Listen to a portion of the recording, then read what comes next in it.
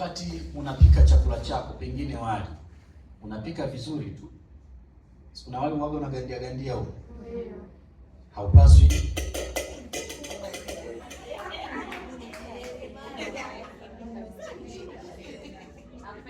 ni usungo. Yaani sufuria lakini, ila unachukua kiganja chako kama hivi, unakipiga na unaugeuza mko wako, sio kupiga hivi.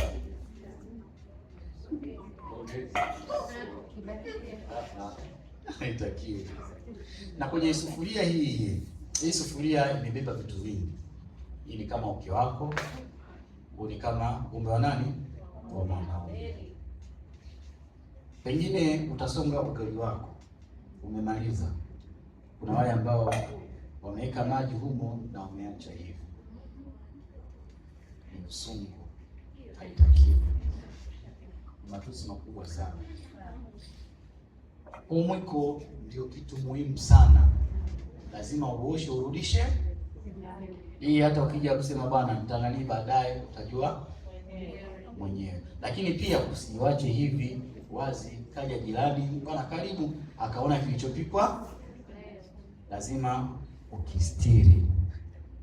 Hii ni sawa na kuificha utupu wako usionekane ovyo. Sijui kama tunaelewana. Na kwenye huu mwiko ukitaka kupuliza unapuliza, ukitaka kunyamazisha unakunyamazisha.